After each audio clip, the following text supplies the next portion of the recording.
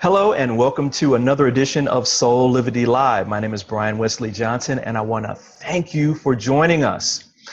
You know, some of my favorite movies were the Matrix series, the Matrix Reloaded. And as I watched these movies, I couldn't help but get caught up in the wonder of how it felt to be like Neo, the one, this Superman type character capable of almost omnipotent feats. As I watched and as I look back, I realized that these films helped me see that maybe, just maybe, there could be more to life than just what we experience from our five physical senses. Well, today's guest wants us to know that we are living in an interactive universe. She wants us to become masters of our own destiny, to dream big, and to live a high quality life. Ilona Selke is an international best-selling author, seminar leader, lecturer, and musician, as well as a CEO and co-founder of Living from Vision. For over 30 years, she has inspired thousands of people worldwide to discover the power of their consciousness and to create a successful life. She's written 4 books, produced 25 music and meditation CDs, and co-authored an additional 2 books, one with Brian Tracy and one with Jack Canfield. Her latest book, Dream Big, The Universe is Listening, offers real-life stories of transformation as well as practical tips anyone can use to shapeshift their lives from the inside out. So with that, I'm so happy and it is my pleasure to welcome her to the show. Hey, there she is. Worked. Oh, hi, my sister. The genie has arrived. I'm so happy to have you here with us. I am too. We're going to have so much fun. So everybody out there, buckle up. All right. Now, Yes. One thing before we get started, I want everybody to remember we love questions. So just post them right here to the Facebook live feed, and we're going to get to as many as we can throughout the show. So, Ilona, my sister.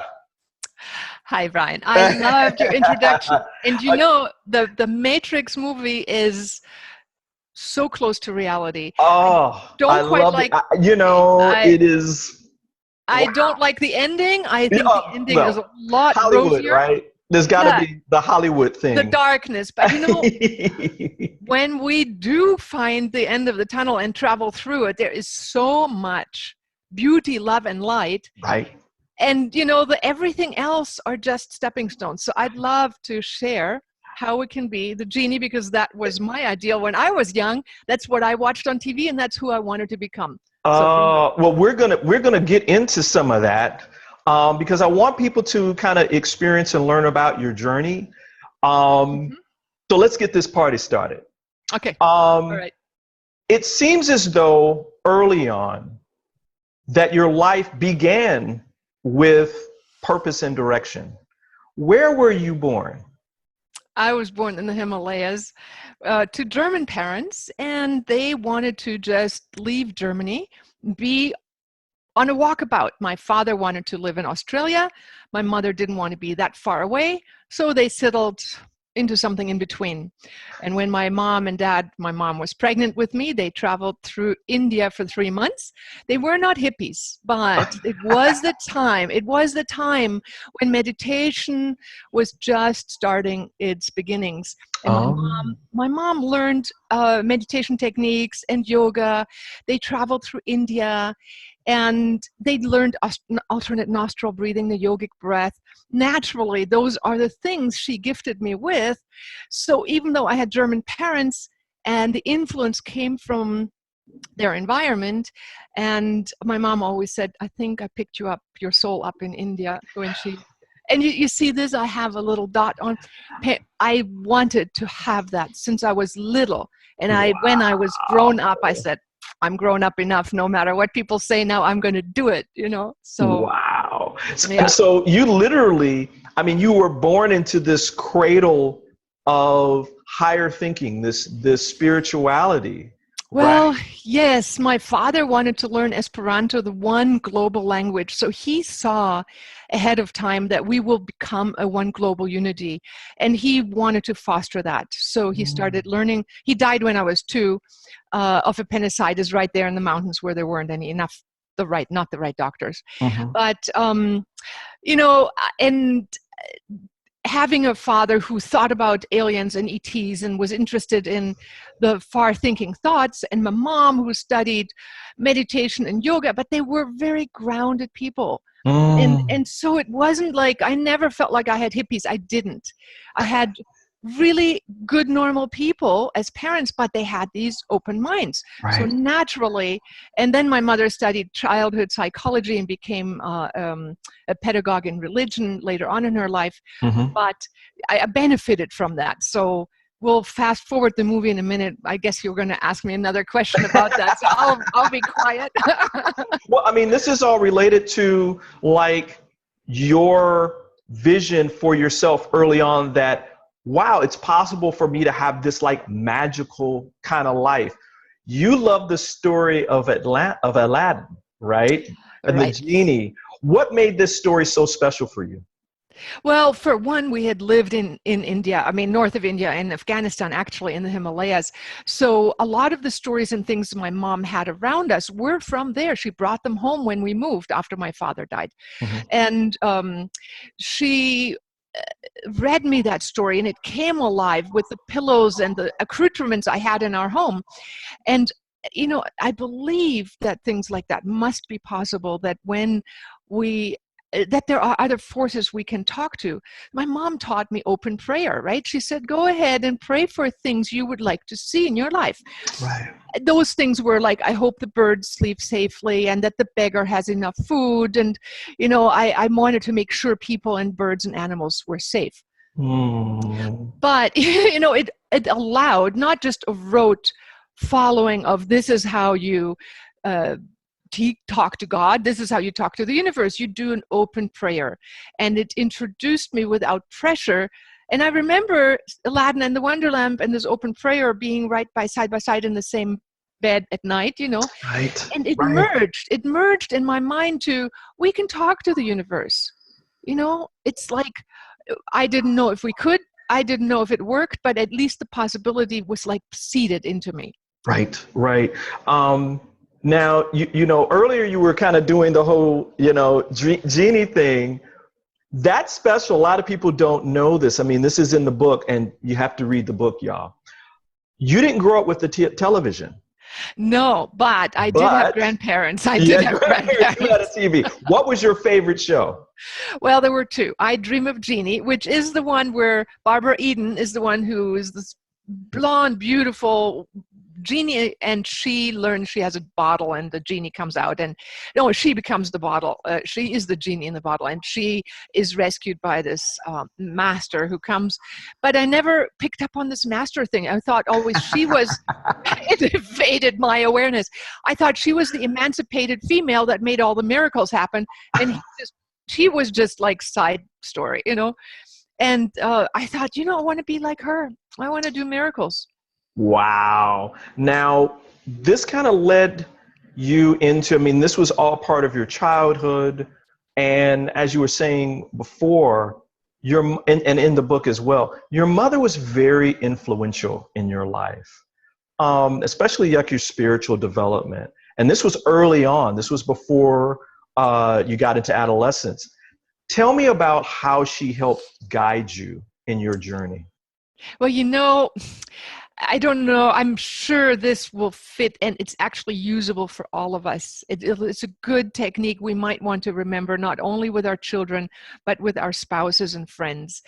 What my mom used to do is, instead of telling me what to do, she asked me to develop this inner sense of what I felt to be true and right. Mm-hmm. And I think that is probably what you're aiming at with this question, this sense of developing a conscience and tuning into our heart and soul to say, what is it that is true? What is it that I feel? Yeah. What is my inner self? Yeah. Feeling and saying. And if we do that with children, instead of telling them what to do, we ask them what their perspectives are. We educate them into becoming stand on their own feet kind of adults that develop a sense of conscience without being told. Of course, you know what is right and wrong. We watch what parents do. Right. So you, as the adult, need to mimic or exemplify what you want your children to mimic, but getting them to feel their truth. I remember even a simple exercise as saying, so what do you want to wear today? I was 6 years old, 5 years. I was just not 6 yet, before going to school. And she said, so is it warm or cold today? And I'm like going, she said, well, stick your hand out the window. And I go outside the window and I go, is it warm? Is it cold? It was June, you know, it's like in between. And I'm going like, well, you know, I'm trying to guess because children don't yet have a proper sense of temperature. It's something we learn. Right. I remember, you know, I don't know, you know that we have a retreat center in Bali. So one time I took the Bali crew from our spa in Ubud to Switzerland and Germany on a 2-week trip, the trip of a lifetime for them. And we had to teach them, it was end of October, that they needed to put on warm clothing. So we had been inside warm places and I took them outside and I said, you know, you have to dress warm. It's going to be cold. It's going to be freezing cold. Gotcha. And the guy goes out and says, I'm not cold. I think this thin little summer jacket is just enough. December, you know, end of October, beginning of November, freezing cold. I said, in 10 minutes, your lips will be blue. No, I'm warm. I'm fine. He goes out 10 minutes later, his lips were blue, and we had to go all the way back just to do that because, well, short story long, so if we apply this technique onto our children now to get them to discover what is true and right, what is hot and cold. Right. And if we do this with our heart and soul, with our mate, with our husband and wife. Right. Guess what will be different if we say, what do you feel? Instead of like, you're wrong, you're this, you're not fitting into my image. It's like, oh, let me discover your side of the story. Right. It seems like that she was teaching you like higher levels of truth. Yes. Right. And tuning that are, into. And you mentioned that, especially in the book around your teenage years, that you felt as though, you know, you didn't have to be part of like this pure kind of group, that you didn't have to just do what they did to fit in, that you were already conscious and that you had a high self-esteem and truth about what you, and that was okay for you to do what you needed to do for yourself, right? Yeah. Because she had asked me and took me seriously at, you know, was it at discussions at the breakfast tables or was it in regards to anything? She asked, so how do you feel about smoking? How do you feel about this? How do you feel about, what about drugs? What about sex? What about, she didn't have a taboo. And she asked and we communicated about it. So by the time all my peers went to smoking, I had made my mind up 4 years prior to that. Wow. That I didn't have to. She also didn't tabooize alcohol. We got little tiny sips as children. So I never felt the urge to test it. Never ever got drunk in my life. Right. My cousin, who wasn't allowed to drink at all, got drunk the first moment he could get his hands on alcohol. So I think the whole pressure thing and peer pressure thing can be preempted if we talk to children and ask them the 3 magical words. I just did a webinar on that in Germany. Wow. Yeah, I have my children's book out. It's Alan Learns to Use His Imagination. And the magical question in English, it's 4 words. It's, what do you feel? What do you want? What is true for you? Wow. And essentially, if we bring this to each other, I mean, if I bring this to you or you to me, then we're in dialogue, right? And then our heart and soul opens. And if we can remember that even with ourselves. Now, this is what I write in my book and how you can take these 3 magical words that in English are a couple more, if you can take them into self-discovery. Right. Because a lot of times we think, I should be this, I should not feel this, I should do that. And we're boxing ourselves in. We want to fit in, but we put a lot of pressure on ourselves. Right. So instead, what we can do is say, what do I feel? Right. What Right. is true for me? What do I really want? And this is actually a 3-word magical tool I can give you guys. There's a technique that is summarizing shifting the holographic universe, which we'll get into some other time. Right. Right. But just so we get some meaty stuff right now, I can teach you the 3 magical words that if you take them seriously, and I urge you to read the book and get the stories that go with this. But those 3 magical words are stop, look, choose. And let's just say, like we were in the movie Matrix, right? Mm-hmm. If you're in a movie part of your life where you say, I don't like this, you can say, let me stop this movie. Like when you're watching a roller coaster movie or a horror movie, you go, Mm-hmm. stop. This is just a movie. In your real life, stop. You get space around you. Gotcha. Your soul steps out, right? Like taking a pause, like hitting the pause button. Yes. And you go like, let's look at what is. Okay. All right. So what is not so nice, scary or painful or whatever it is. Then you take a look into your feeling body and go, okay, what am I feeling? Wow. Okay. So what are you feeling right now as you're listening? Just step back. Just do that. It'll give you that feeling of, stepping into your own sanctuary. Gotcha. That's the moment you can connect to your inner truth. Okay. If you just do this and go like, where am I? What am I? It's just stop this whole thing. I'm listening, yes. I'm watching, yes, but I'm also sitting here. I am me and I am this. And it gives you, to me, it gives you this bubble of fresh air. Mm-hmm. And then I can say, okay, what do I feel? Maybe I feel bad about a situation. Maybe it's not, it's scary or whatever. And then you can say, yes, I'm feeling fear. I'm feeling scared. I'm feeling this. Where am I feeling this? In my body, usually in one of these the chakras, the central channel of our energy body. Mm-hmm. And then when you feel it, you go like, got it. It's fear. It's not looking pretty. And then you ask those magical 3 words, or that are now 4, that I said to ask your child or your spouse, what do you really want? What do you? Yeah. Yeah. So you ask yourself in that moment, what do I actually really want? This is the movie, fear, pain, whatever, suffering. What do I really want? Wow. So stop. Like if you're in a situation that's really emotional, right? And you don't have clarity.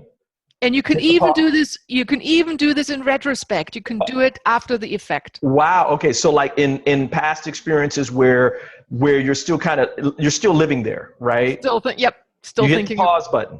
Yep. Right. And you stop to give yourself some space, almost like you're stepping outside of yourself to look at yourself, right? Exactly.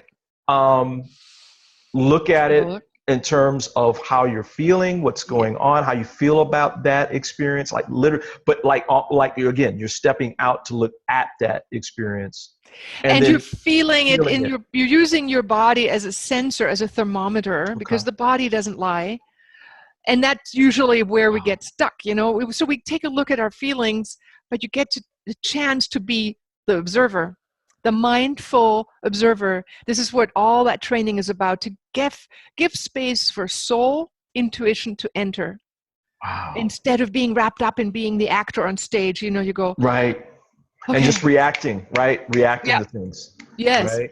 And then listen, right? And then listen, there's guidance that comes through that. Right. And the trick now comes, and this is what's going to tie this whole thing into quantum reality. And, I'll just finish this one and then we'll go back to my timeline maybe. But the fact is that we have a choice and we can choose. Now, let me in on a secret. Okay. We are holographic radio stations. We are blueprint senders. And if you want to think of it this way, the pattern of energy you hold within yourself will be the pattern you will find outside of yourself. Oh, so again, what we believe about ourselves is what we experience, and what will be mirrored back. And what will be mirrored. Wow. In the moment when I feel unhappy and I'll go, what do I really want? I want, like I did this, it's like with a million things, like I'm on the wrong airplane with landing in the wrong place, being in the wrong marriage or whatever. What do I really want? And allow yourself for 5 minutes the luxury of a mini vacation for your soul and go into the dreamland of your choice. Just do it. Wow. And allow yourself to go, what I really want to feel is happiness, fulfillment. I want equal communication. I want to have a beautiful home. I want to have this airplane in the right place or whatever.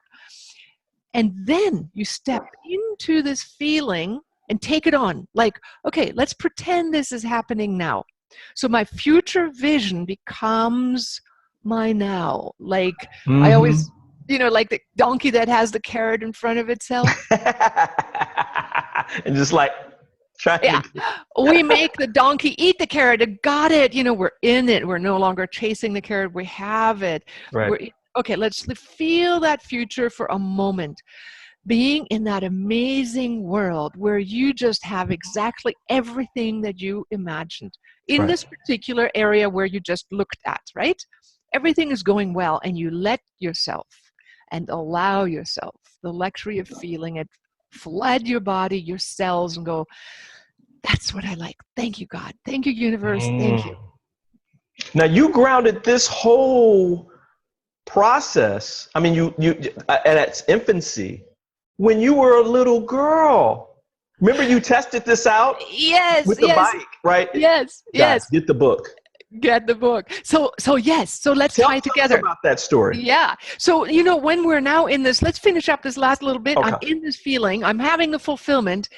Now, I've gone from being wrapped up in what is reacting, like you said, to the bad thing, looking at it, becoming aware, letting my soul awareness come in, feeling what I really want. And now, and this is minimizing a technique that I've written my books about, and it's detail in the book, Dream Big, The Universe is Listening. And it's also in the app I have, Alan Learns to Use His Imagination. So, when you allow yourself to enter the blueprint of a matrix of what you really want, the universe starts picking up on it and starts spinning the vibrational reality around you. Wow. And, it's like stepping into which of the parallel options that we could create, and you go, this is the one I want. That's the one.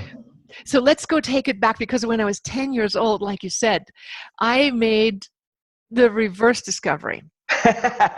This is so funny to me. Yeah. So I thought, okay, so, I haven't really seen the universe making my miracles come true, my attempt in being genie, but I had noticed that everything I didn't want happened. So when I was 10 years old, I had been very convinced by now that this is a law, a universal law. And 10 years old. And I'm like, okay, God, we're going to test this now. Okay. I have a perfect experiment. So Christmas is coming. This is, still no snowfall. I think it's, I don't know, maybe October or something. And I'm walking, and I still see myself stepping my feet on the asphalt and going to school for 45 minutes, to go to school by foot, because it was on the other end of town. Well, we weren't the richest people, and I didn't have a bike. So I said, dear God, now listen up. Remember, I get what I don't want, right? So I said, I don't want a bike. Got that? I don't want a bike. I just don't. Don't even think of giving me a bike, because I don't want it.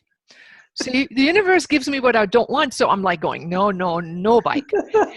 Now I'm going to ask all of us, when I ask you not to think about a pink elephant, what do you think about? A pink elephant. You're going to... Guess what the universe hears when I say, don't give me a bicycle? And this is the 10-year-old self thinking, okay, yeah, I got it now. Got it now. Figured it out. Everything I don't want to get. So guess what I got for Christmas? You got a bike? I got it. I still remember it was behind those curtains. They couldn't wrap it up, so they had put it behind the curtains. opened it up. There it was. And I'm like going, proof in the pudding. The Now to universe is connect, listening. exactly. Now to connect this, it wasn't what you say is, it wasn't that you were saying, I don't want. You were focused, what your energy and your focus was on the bike And if we all and could the just, feeling of yes. having this bike. Well, I didn't bother with the feeling. Actually, I just vividly had strong Oh. feelings that God would just know I don't want a bike. However, and this is the trick, and how many of us are at fault of that, and I have to keep myself under vigilance. How often do we think of things we don't want to see happening?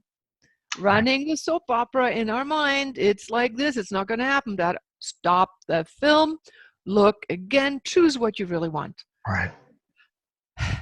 And then enter into that universe, eyes wide open, because the universe does not hear our no's, our don'ts, our nots. No. It's what you focus on, and that's what flashes in our mind. Right. You know, the bicycle was what I saw in my head. Right. So that's what you were saying. It's the knot doesn't really matter. Isn't it like, I mean, there's two thoughts that I have about this, and then we'll kind of move on. First thought is, it's like a running river, right? Like the universe is a flow, and it's like a running river. It's like telling the river to stop flowing. Mm-hmm. I want you to stop flowing, Mm-hmm. right? The river's just going to keep flowing. It always manifests. It keeps manifesting. You're actually telling the universe not to do something that it just does. And then I think a lot of times we figure out that if we say what we don't want, I don't want to feel negative. Right? It's like a double negative, right? You're literally saying, I want to feel negative. Like the whole pink elephant thing. You can't not think of a pink elephant. You cannot, if you say, I don't want to be negative, I don't want to yell at my kids. What's the picture that stays longest? The picture, even if you say no, that's the one we see. Right. So yeah, talk to the universe in the language of what you actually mean. Right. And now, yes, the visioning of it and the feeling of it, make it tangible. And that's why I say, step out of the picture, look at it, decide, choose what you really want, and then step into the fulfilled feeling just long enough. Where I've taught this for 30 some years now to people around the planet. We have these courses, the Living from Vision course. I have it in Spanish, English, French, German, Chinese, Czechoslovakian. It has been on all 5 continents. We have teachers. We have a backlog of people having experiences. And I even have taught it to kids who don't have the course. I have taught it to Bali people who I just said for 5 minutes, do this. And they healed themselves. You know, like they just did 5 minutes for months and months, and then suddenly they were healthy. Wow. Focus on what you want. Give yourself a mini vacation of your positive feeling. And then allow the universe to respond. But you were earlier saying the most important thing, I think, is that what we believe to be true. What we believe, and that's not always conscious. Now, you know, in the book, you talk, there's a very significant gift that your mother gave you that kind of started really birthing this new thought in you around how to live your life. And it was a book. What was the name of that book? The Siddhartha book by Hermann Hesse. Why was that so significant for you? Well, it was the time when I was 16 when I read it, and just going into 17 at that time in my life. And it put my path onto a broader spiritual path, where the person went on a pilgrimage to discover the true meaning of life. And you know, Siddhartha was in the story of Hermann Hesse, wanders and isn't immediately the Gautama, the Buddha, the enlightened one. He also goes into the city, into seduction, into the lost life, and lived through that, and came back out into the river like you said, you know, that river that's flowing, and he comes there and realizes the steadiness of what is true and eternal. And so my quest then became more and more geared towards finding what brings eternal truth, what is eternal truth to us, who am I? Wow. You know, and this whole question of what is the real core. And I remember my mom at a breakfast table said so to my sister and myself, so where is your soul? Where is the seat of your soul? Okay. You know, we're having our our grapefruit and our cornflakes, and it's like, so where do you feel your soul, the seat of your soul is? And my sister is like, in her heart, you know. Wow. And me, I'm like going, Mom, it's not in my body, it's like up here, you know, like up there. And little did I know that that is still what is true for me today. Wow. Because we live in a multidimensional universe, and the body is one vehicle, and it carries the seeds of everything within it. The core of our consciousness comes through this vehicle, but it's like all the other dimensions are woven in and around us. So even though we might say we go up in our focus or vibration, you could say finer or higher or more refined or more intense. Right. And you know, the monks in Buddhism, you know, when they've measured their brain waves, we typically think, if we go into brainwave studies, that we go into the alpha brainwave state, the reverie state, which is about the Earth's field. The Earth vibrates about 7.83 hertz. It's called the Schumann frequency. It's changing slowly. It's actually speeding up. It's been measured around 11 or 13 hertz. It has been measured even higher. But it's as though our Earth frequency is coming from a slumber into more the waking consciousness, which is what we're talking in, which is the beta brain state. That is like thoughts, da-da-da-da-da. But that's not the place where we do miracles and magic. Wow. See, when we go into the feeling, what do I choose when I step out? I go into a lower brainwave state. And I feel, I go into reverie. Okay. When I slip deeper, I go into the deeper hypnagogic sleep and have flashes of dreams, and then I slip off and then I'm dreaming. Right. That's the delta states. That's between, you know, 1, 2, 3, 4 hertz. The theta state is that deep meditation, which is almost without images. And then above that is alpha. Then comes beta. But now I was mentioning the Buddhist monks or the yogis that do the miracles. Now, this is something, it's not publicly well known. And this ties back into where my mom said, where's the seat of your soul? For me, when I went into my pure state of consciousness, it wasn't anywhere in my body, but it was a focus, a fine intensity, a presence that came through. Now, if you study the Buddhist monks that have supreme abilities and yogis, they can go into what is even higher than beta. It's in the super awake consciousness, which they say the gamma rays. Wow. Okay. So the gamma ray brain frequency is actually, you know, we go into the daytime frequency, which is 14 to 22 hertz. That's usually what our brain functions at. And it's usually incoherent. You know, some here, some here. Our left brain is more rational. Our right brain more the imagination. And, you know, but if we manage in meditation or calming ourselves down to bring the two into synchronicity, synchronous vibration, we have a bigger powerhouse, right? And that's the calming the lake, you know, that's the meditation, that's the breath. My mom taught me, you know, breathe in through, hold your breath, then breathe out on the count of 7. Hold your breath for count of 7. Breathe back in. Hold for count of 7. Breathe back out. When you do that, it calms your thoughts. Makes the lake calm enough to where you could start seeing the reflection from dimensions that you may not have noticed otherwise. Is this around, I mean, most of us are born into and socialized into because we do what our parents have taught us to do. And that is that the only thing that is real is the 5 senses, right? And then that's your mind, small m, mind, not Right. higher, not capital M, mind. Right. And that's where we operate. And then part of that is, fight or flight, which is at the base of our brainstem, and we live there. We're Right. always looking for something to fear, right?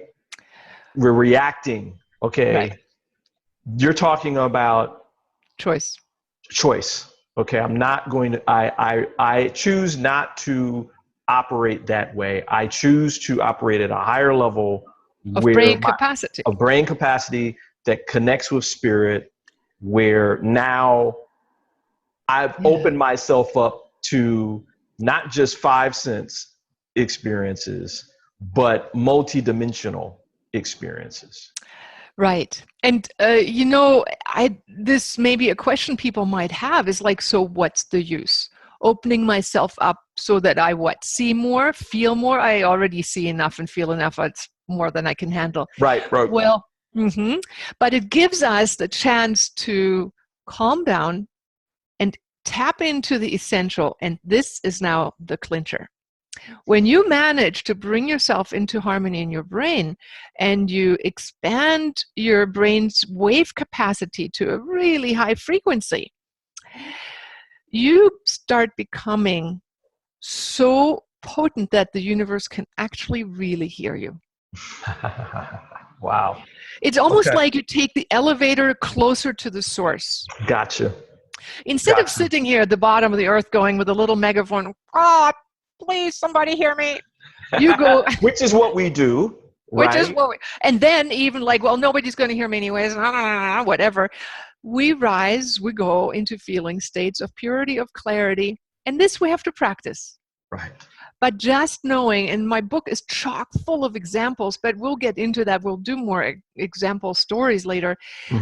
By rising into becoming like a light bulb that instead of spreading 100 watts everywhere, we become the laser light. Right. We become the lined up where all the photons go in the same direction. And when the laser lights only of 100 watts go in the same direction, do you know what 100 watts of photons can do? Can cut through steel.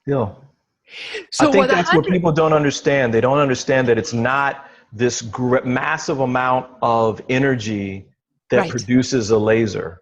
It's actually a very small amount of energy that produces a laser. And laser means aligned, completely aligned in the same direction. So you have 100 watts going in the same direction, the power to cut steel, even to shine to the moon. 100 watts of light bulb effect, like lights up enough to read a book by at night. So this is why it's important for us to unplug, close our eyes, and later on, you can learn to do this with eyes open. Wow. You can cut through all the facades, see the truth, see reality, and communicate with realities and with time, space at a different level. Now, when you focus your attention to such a degree that you go to the source of a greater level of reality, there are many levels of time, space, depending on your ability to cut through the different layers. Let's say you arrive here rather than here, you have a much bigger capacity to encompass, and you'll know things in advance, and you can affect shifts in time, space, and things will line up for you because you already are in advance here. So the things will come to you in alignment with your fundamental beliefs that you hold. So do work on those. And we will talk about how we can shift our beliefs later on in other, So that necessitates us to take time every day. And I have a free app for people to practice with on my homepage. Later on, we'll give that, right? Excellent. Absolutely. So what you're telling everyone is, look, what you're doing in terms of shifting, right? Shifting into consciousness, making everything synchronistic in terms of your mind it calms the water and those kind of things. But there is an additional effect of that. Yes. Yes. literally your world starts to change. Well, You exactly. perceive your world differently, and how you experience your world changes and comes It's into alignment with that calmness, right? That energy. and whatever you put into the program, if Right. you put in that moment fulfillment, joy, peace, happiness, or the big house or the car or the husband, whatever. Um, let's be practical. We all do want a good life and happiness. Happiness is like Right. the motivator for us. It's like Right. things are going right when we feel good. And we use that as a barometer. If things aren't going well, if you're frustrated and angry a lot, especially then, make sure you start focusing on things that are beautiful around you. Even if you say, there's a beautiful flower, or look at the beautiful person, look at their eyes, or at the tree that we see there, or this is beautiful about this moment, just the sound of the music, maybe anything. Right. Start focusing on what is beautiful, what works.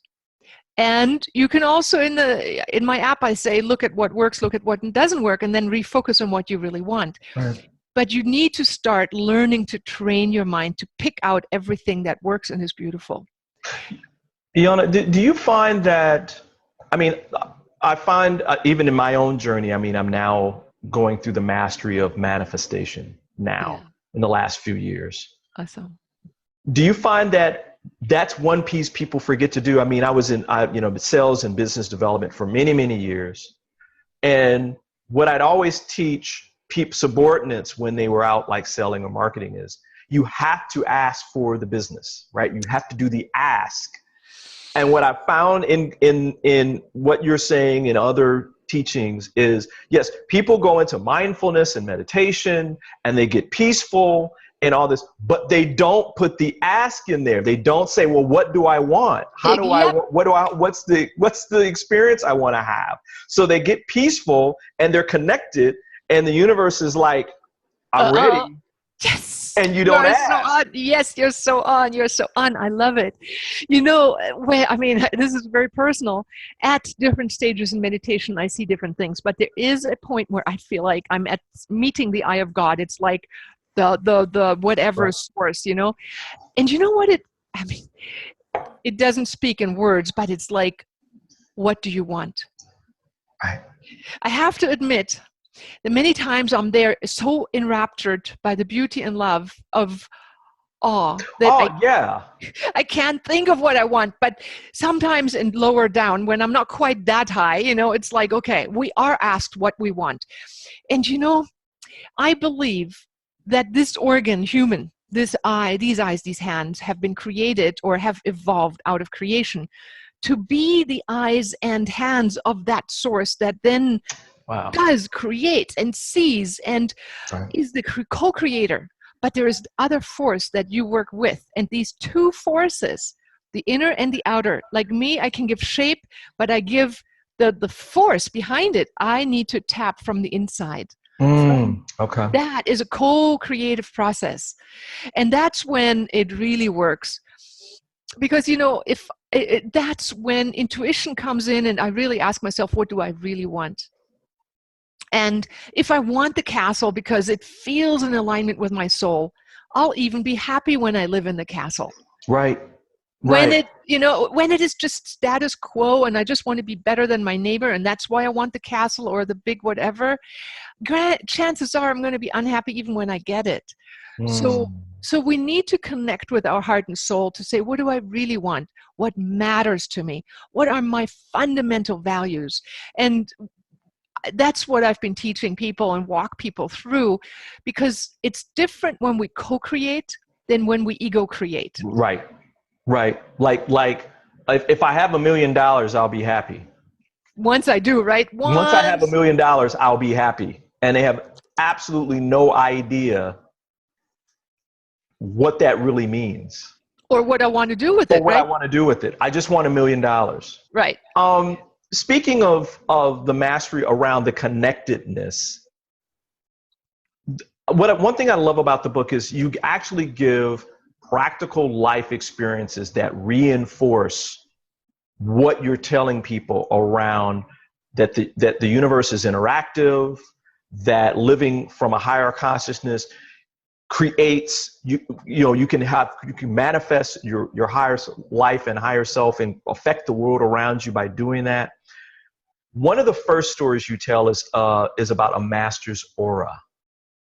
Can you give us a little snapshot of that story? It's like one of those really shining examples early in the book that really caught my heart, and I think I would like to share that, a little snippet of it with our audience. That speaks for you. I'm touched that you ask about that, because nobody has ever asked about that one. Really? No. Wow. I'll let you tell the story. Okay. And then we'll on the back end. All right. So, well, it's prefaced by me going to India, and I start out the book with the journey because I was born in the vicinity and in the mountains there. And it's like, I've heard these stories, and you've heard the fakir stories, the people who, fakir and faking come close, right? But so I went to India and I was invited. My husband and I were teaching a seminar in Japan, and we were invited by a group of Japanese. This is a guy who had written books about Sai Baba and the miracle men in India. And we were going to see all the miracle men in India. And so we were on this journey with them, and we stopped at various places, and they manifested ashes and rings and you name it right in front of our nose.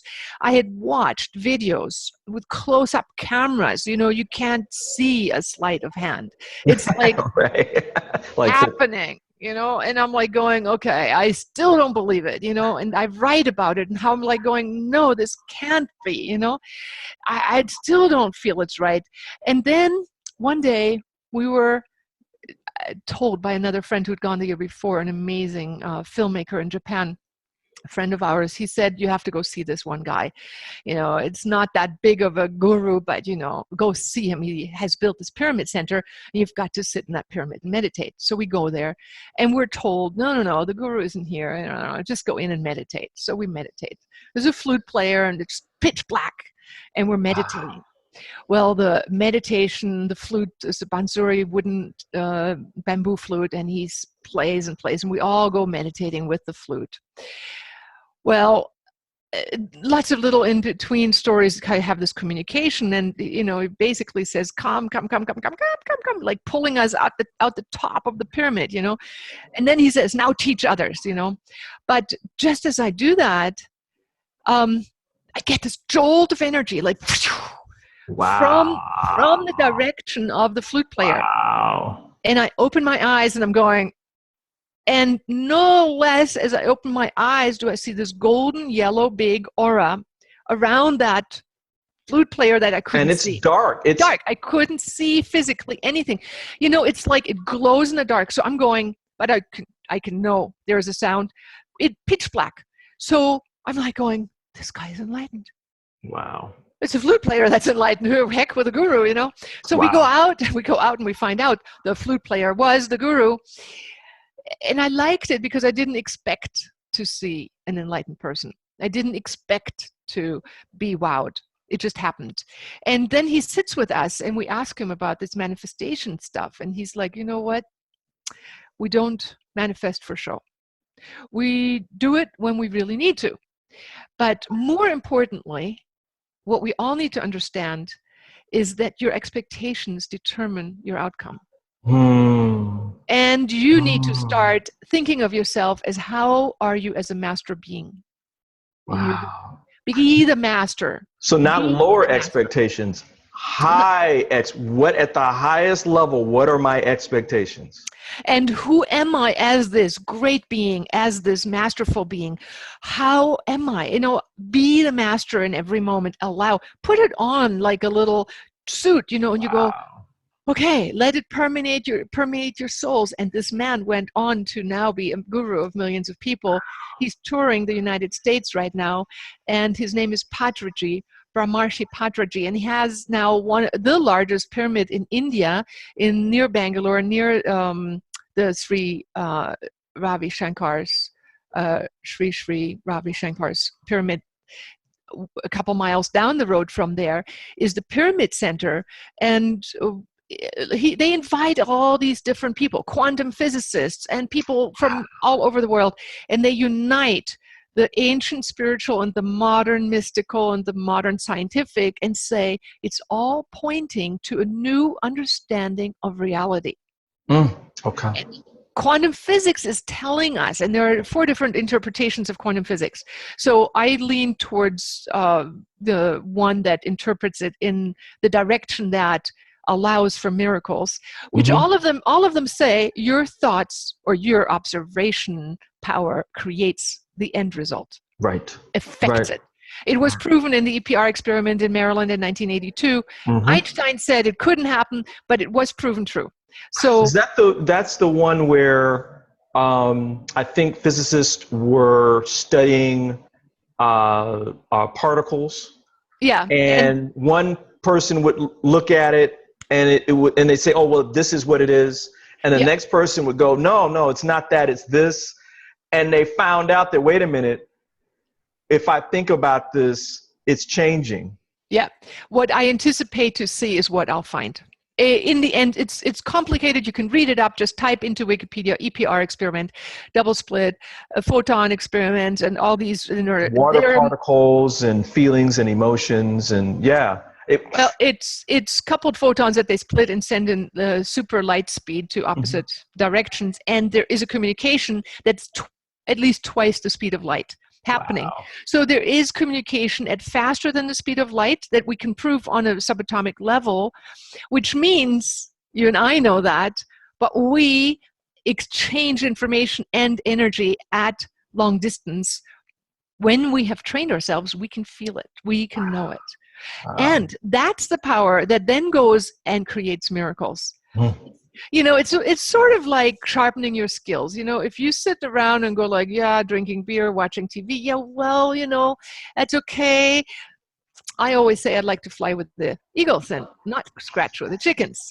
So put my effort in, you know, put our effort into creating focus so that we create an outcome. And, you know, on my website, would this be an okay time for people to hear how they can get that app so they can get practicing?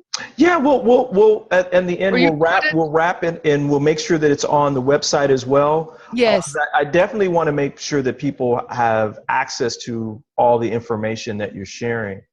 I do want to, I always like to do, and you did this earlier with something practical. Yeah. And I almost want to go back to that just so that people have a little takeaway. Yeah. And you talked about those 3 things to ask.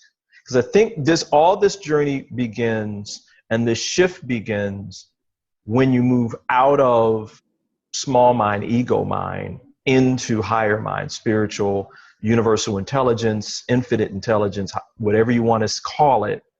Laser light. Laser light. Where those 3 things. Can you go back through that real quick so that people really can take that? And let me do it with a story of a lady that had no idea what I was talking about. You know, as I said, we have a retreat center in Bali, the Shambala Retreat Center, and we had bought these wooden furnitures from these wood makers for years. And, you know, I have these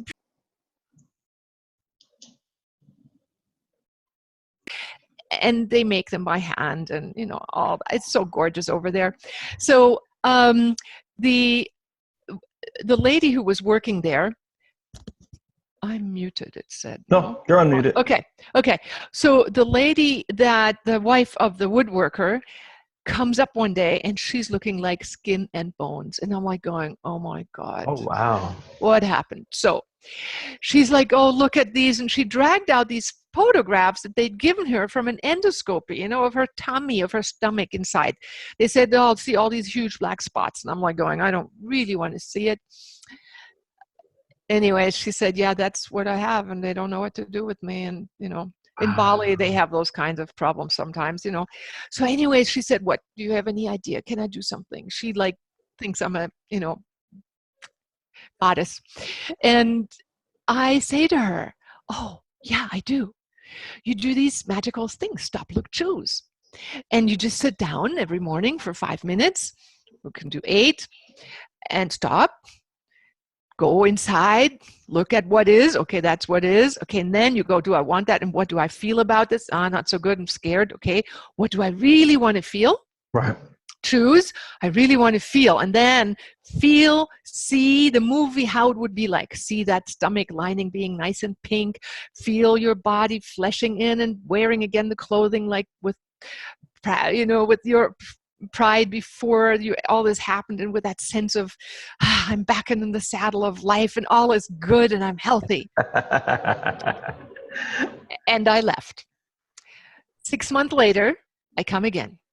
They delivered stuff and now I had to buy something else. And honestly, I was like dreading coming to see what had happened because she looked so bad when I saw her. Right.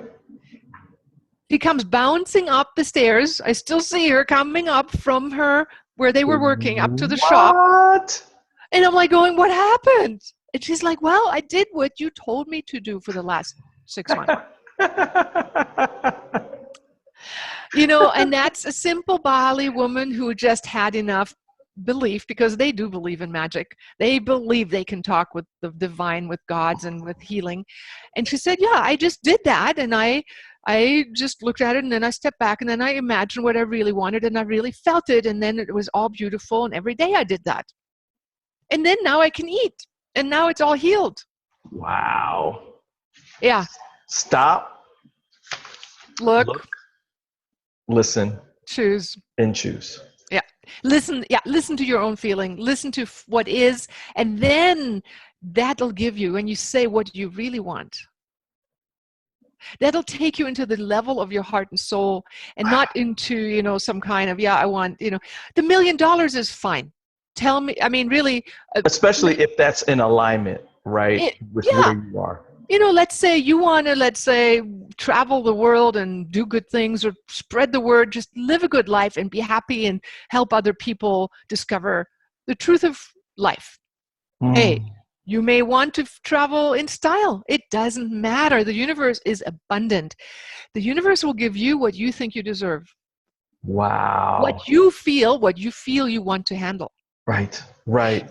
See, I have in seminars, just in the closing statement, I have people who then say, yeah, but then my friends might think and my family might want to. I have had employees in Bali who I made sure they made good money say to me, well, if I keep doing this, they're just taking it all. I just can't. I have to share, and which is beautiful, but then it takes away this, why bother? Right. Why bother struggle because everybody else is going to eat from that table? And, and nobody gets feedback. We get feedback from the universe. And when we are abundant, we want to share. Wow. It's like the pyramid. We have to cover the bases. There's more than enough. There is no lack. There is no limitation. In a deep way, we have to, and I felt that in my life, we have to be okay with scarcity before we can receive abundance. Right. It's like darkness, we don't have the light. Yeah, we can't be afraid of scarcity, because if we're afraid of scarcity, if we think, okay, there is scarcity, yes, there's drought, there's this is happening, this is part of life. Right. I choose to be here. Right. I acknowledge we have everything. Right. We have the dark and the light. It's not there, but I choose to be of service, of kindness, of this, of that, and that becomes my reality. Everybody and everybody gets their choice. It's a very fair universe. Well, Ilona, I'm glad that we chose to have you here today. Thank you. Thank you. Yeah, this awesome. Same. Awesome. Same. Thank you for sharing how to dream big and connecting with our higher purpose so that we can manifest the life that we want. Well, and the dream big part we're going to get to in the next session, right? Absolutely, because guess what, everybody? Ilona's coming back next month, Saturday, October 13th. We just booked it. Yeah. And I'll be in Bali, and we'll all be going to Bali with her, everybody. Watch this space, right? You can find out more information about Ilona and how you can buy her book dream big. The universe is listening by visiting her website, which is ilonaselke.com. Can I And spell that? Can I spell that? Because go for it. And then okay. there's a special gift that people can get, right? They can get the app from there as well. Yeah, that's where you can learn just 8 minutes a day. Focus in the morning, end your day on a good note, and start your day with the pre-visioning of what is really important to you, and give yourself that mini vacation. It's sometimes, we go like, yeah. The I don't have most time. Right? important things, and I'm saying do 8 minutes. It's not much. Do it. You'll feel happier. You can get it from my website, and it's spelled Ilona, and that's a German word, and that's where I'm going to spell it for you. The E in Germany, we write like an I, I and you, ILONA, S like in Sam, ELKE, Elke, Selke, ilonaselke.com.